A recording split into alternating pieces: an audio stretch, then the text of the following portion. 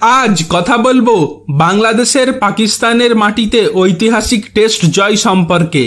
আপনারা জানেন বর্তমানে পাকিস্তান সফরে 2 ম্যাচের চলতি টেস্ট সিরিজে বাংলাদেশ 1-0 ব্যবধানে এগিয়ে আছে। রাওয়ালপিন্ডি টেস্টে 10 উইকেটে পাকিস্তানকে হারায় বাংলাদেশ। এই টেস্টে রেকর্ড বুকে যে নজির হলো জানুন। 1 নম্বর, এই প্রথম 10 উইকেটে টেস্ট জিতল বাংলাদেশ। ঘরের মাঠে 10 উইকেটে প্রথমবার হারল পাকিস্তান। 2 নম্বর, পাকিস্তানকে হারিয়ে নবম দলের বিপক্ষে টেস্ট জিতল বাংলাদেশ। বাংলাদেশ জয় পায়নি শুধু ভারত ও দক্ষিণ আফ্রিকার বিপক্ষে। 3 নম্বর, দেশের বাইরে 5টি দেশে টেস্ট জিতেছে বাংলাদেশ। পাকিস্তানের আগে ওয়েস্ট ইন্ডিজ, জিম্বাবুয়ে, শ্রীলঙ্কা ও নিউজিল্যান্ডে টেস্ট জিতেছে বাংলাদেশ। ওয়েস্ট ইন্ডিজ ও জিম্বাবুয়েতে 2টি করে ম্যাচ জিতেছে বাংলাদেশ। 4 নম্বর, প্রথম ইনিংসে ডিক্লেয়ার করার পর টেস্ট হারার 26তম উদাহরণ গড়েছে পাকিস্তান। এর আগে আরও 3বার এমন অভিজ্ঞতা হয়েছিল পাকিস্তানের। পাকিস্তানের চেয়ে এমন হারের অভিজ্ঞতা বেশি আছে শুধু ইংল্যান্ডের, 6 বার। এর পরের রেকর্ডটা একটা ওয়ার্ল্ড রেকর্ড। এই বিশ্ব রেকর্ডের অধিকারী বাংলাদেশের সাকিব আল হাসান। আপনাদের জানিয়ে রাখি যে রাওয়ালপিন্ডিতে প্রথম টেস্টে পাকিস্তানের দ্বিতীয় ইনিংসে 3 উইকেট নিয়ে আন্তর্জাতিক ক্রিকেটে বাঁহাতি স্পিনারদের মধ্যে সর্বোচ্চ উইকেট শিকারী হয়ে গেছেন সাকিব আল হাসান। 707 উইকেট নিয়ে সাকিব পেছনে ফেললেন নিউজিল্যান্ডের ড্যানিয়েল ভেটরিকে।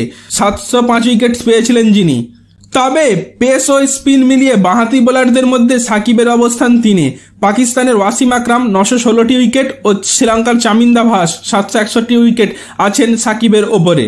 এর পরের আপডেট হলো প্রাক্তন ভারতীয় অলরাউন্ডার যুবরাজ সিং এর ভক্তদের জন্য একটি চমকপ্রদ খবর সামনে এসেছে। বলা হচ্ছে যে আইপিএলে ফিরতে পারেন যুবরাজ সিং, তবে এবার সম্পূর্ণ নতুন চরিত্রে দেখা যাবে তাকে। যুবরাজ সিং, যিনি 2019 সালে তার শেষ আইপিএল ম্যাচ খেলেছিলেন, তাকে এরপর থেকে আর আইপিএলে দেখা যায়নি।